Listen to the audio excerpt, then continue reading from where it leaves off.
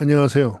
이제 실전 창업 전략에 대해서 여러분들과 함께 알아보겠습니다. 여기는 정책, 그다음에 자금, 그리고 지역 인프라에 대해서 알아봐야 하겠죠.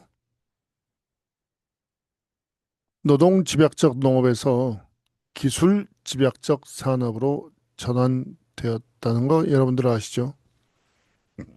즉, 농업 패러다임이 바뀐 겁니다. 과거에는 경험, 노동력에 의존을 했다면요. 지금은 그리고 미래는 데이터와 시스템에 의존하게 되는 것입니다.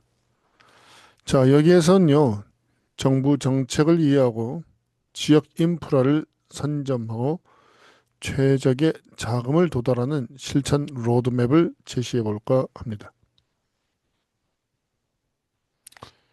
제1차 스마트 농업 육성 기본 계획에 따르면요, 2029년까지 스마트 온실 보급률을 35%까지 달성하고자 한다고 합니다. 그래서 단순 시설 현대화를 넘어서서 데이터 기반의 정밀 제어 농업을 확산시키고자 한다는 그런 계획을 가지고 있습니다. 바로 농림축산식품부에서 말이죠. 자, 그래서 산업 생태계의 집적화가 이루어지는 건데요. 스마트 농업 육성 지구를 만든다고 해요. 그래서 이것은요, 무엇을 의미하냐면 스마트 팜과 전후방 산업이 결합된 클러스터를 만들려고 하는 거죠. 그렇게 함으로써 물류 비용이 절감이 되고 기술 교류가 활성화되는 것을 기대합니다. 그래서 스마트팜 단지와 그다음에 실증 연구 데이터 지원하는 부분과 그다음에 이제 가공 유통 APC까지가 이것이 모두 모이게 되는 것이죠. 자, 그를 위해서 스마트홈 혁신밸리라는 것을 여러분들 한번 들어보셨을 겁니다.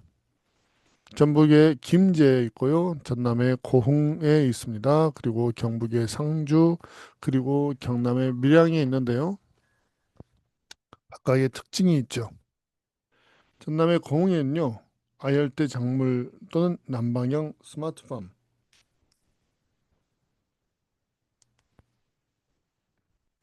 이 중심이 되어 있고, 전북의 김제는 농생명 산업이 연계되어 있고요. 그다음에 상주는 청년 보육 및 수출이 중심이 되어 있고, 밀양은 나노 기술이 융합되어 있습니다. 어디라도 사실 도전을 해볼 수 있죠. 여기에선요, 세 가지를 주로 하게 됩니다. 스마트팜 혁신밸리에선요, 보육, 그 다음에 실증, 그 다음에 임대이죠. 그래서 보육으로는 청년 장업 보육센터를 운영하고요. 실증은 기자재 및 품종 실증 단지를 진행하고 있습니다. 임대에서는요, 성적 우수자 대상으로 임대형 스마트팜을 제공하고 있습니다.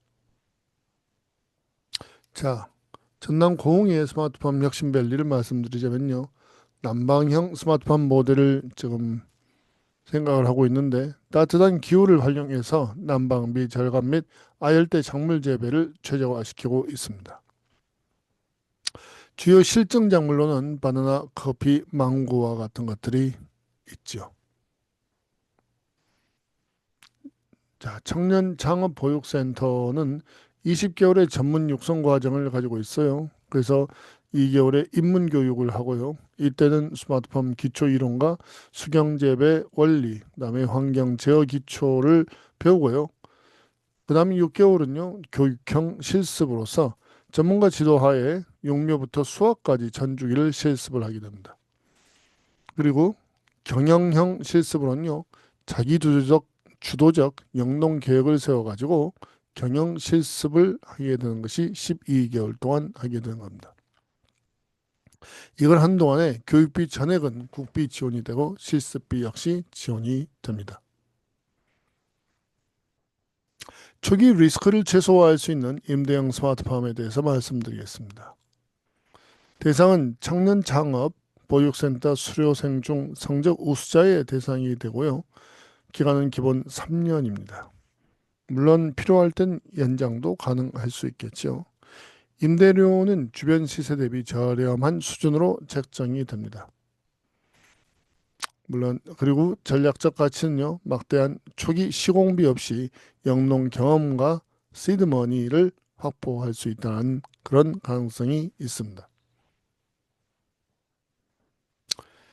자, 생활 안정 및 정착 자금을 위해선요.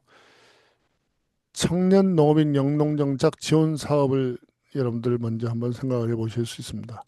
초기 소득이 불안정한 그런 상황인데 이것을 해소할 수 있어요.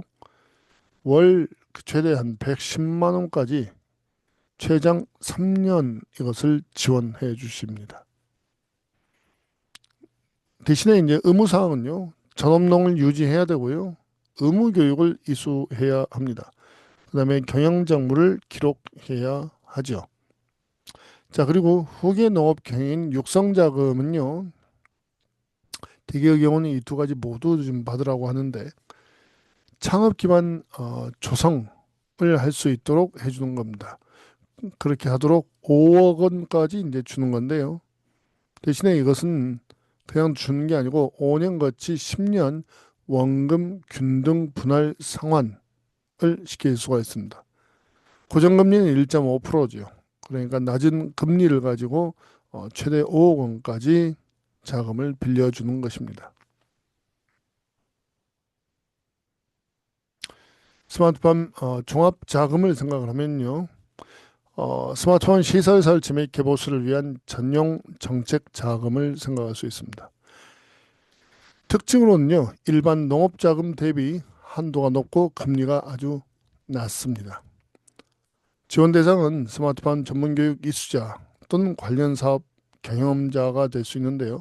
대출 조건은 시설 자금은 융합 한도, 융자 한도, 사업비의 80에서 90% 수준까지 되고요. 저리 지원이 됩니다. 그리고 운전 자금은요. 1회전 소요 운영비 지원을 하게 됩니다. 신청 절차는 농심보, 즉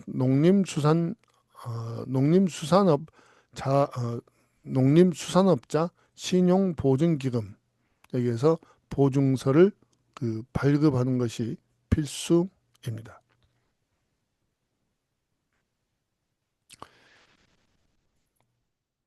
농촌 보금자리 및 주거정책에 대해서 말씀드리겠습니다. 농촌 보금자리 주택이 있는데요. 이것은 청년농 또는 귀농인을 위해서 임대형 공동주택을 조성을 해서 지원을 해주고 있습니다. 그리고 예비 귀농인의 경우는요. 단기간에서 이것은 6개월에서 1년인데요. 거주하면서 현지 탐색이 가능하도록 도와주고 있습니다. 그리고 나중에 정착을 하려고 한다면 주택 구입이나 수리 자금을 주는데요. 노후 주택 개량 비용을 저리 융자해 줍니다. 그래서 주거 안정은 장기적인 영농 정착의 필수 전제 조건이기 때문인 것이죠. 자, 사업계획서 작성을 잘 해야 합니다. 그러기 위해서는요, 창업 동기와 목표 설정을 잘해야 되는데요. 창업 동기는 단순한 귀농이 아닌 비즈니스 모델로서 이 접근이 필요합니다. 그리고 지역사회에 기여하고 농업기술 혁신에 대한 의지를 여기에 표명해 주시면 아주 좋습니다. 그래서 SMAT라고 해서 구체적인 작물과 재배 방식을 보여줘야 하고요. 그 다음에 연간 생산량과 매출액을 또 잘 잡아주셔야 합니다. 그 다음에 보유 자본과 기술 수준에 맞는 규모를 설정을 해야 심사자들이 의심을 하지 않죠. 그 다음에 1년차, 3년차, 5년차 단계별로 로드맵을 그려내 주어야 합니다. 자금 조달 및 손익 분석을 해보죠. 초기 투자비는요. 이런 것들이 들어갑니다. 토지 매입비가 들어가고요. 굉장히 크죠. 또한 또 큰 것이 온실 시공비죠. 이것도 엄청 큽니다. 그 다음에 설비비 이것도 크죠. 그 다음에 비교적 작은 인허가비가 들어갈 수 있습니다. 그래서 이 네 가지를 크게 생각을 하고요. 그 다음에 운전자금과 손익분기점 또한 생각을 해야 됩니다. 운전자금은요, 종자, 비료, 난방비, 인건비, 포장재와 같은 것들을 어, 구입하는 것을 운전자금이라고 하고요. 이 손익분기점은요, 총 비용을 상회하기 시작하는 예상 시점을 산출해 주어야 하는데요. 이때 예비비는 전체 예산의 10% 이상을 책정하는 것을 권장해 드립니다. 근데 초보들 같은 경우는 제가 생각할 때는 한 30% 이상을 책정하는 것이 이게 안전할 수 있겠죠. 자, 리스크 매니지먼트는요. 생산 리스크와 시장 리스크가 있는데요. 생산 리스크는요. 어떤 것들에 의해서 이것이 생기냐? 이상 기후, 병해충 발생 또는 기기 고장에 의해서 생길 수가 있습니다. 대응은 어떻게 해야 되냐? 복합 환경 제어 시스템을 갖추고 예방적 방제를 하도록 노력을 하고 이 AS 계약을 잘 맺어가지고 이것을 그 서류를 잘 정리를 해 놓으셔야 좋습니다. 시장 리스크는요, 농산물 가격 폭락이 될 수 있고 소비자 트렌드가 변화할 수 있어요. 그렇기 때문에 어떻게 해야 되냐? 계약 재배를 확대하고요. 판로를 다각화 시켜 주셔야 합니다. 그리고 가공식품을 개발해야 하죠. 자, 성공적인 창업을 위한 체크리스트. 자, 교육. 스마트팜 관련 전문 교육을 받으셨습니까? 계속 받으시는 게 좋습니다. 심지어 저도 지금도 계속 교육을 공부를 하고 있는 것을 보면 알 수 있죠. 두 번째, 자본. 초기 투자비 외에 1년 이상의 생계비가 확보되어 있으십니까? 이것도 굉장히 중요합니다. 부지. 이때 용수 확보, 물이 확보돼야 되고 전기 승합, 배수 시설이 양호한지를 꼭 보셔야 합니다. 다시 용수, 전기 승합, 배수 시설. 자, 8로는요. 생산 전 판매처에 대한 조사가 완료되었는지가 굉장히 중요합니다. 어디로 팔 것인지 정확하지 않으면은 사실 사업을 시작하고 난감할 수 있죠. 많은 분들이 어디로 팔지 그 지정을 잘 못한 경우들이 있어요. 그리고요, 멘토가 있으면 좋습니다. 문제가 발생했을 때요, 조언을 구할 선도 농가 네트워크가 있는지도 굉장히 중요합니다.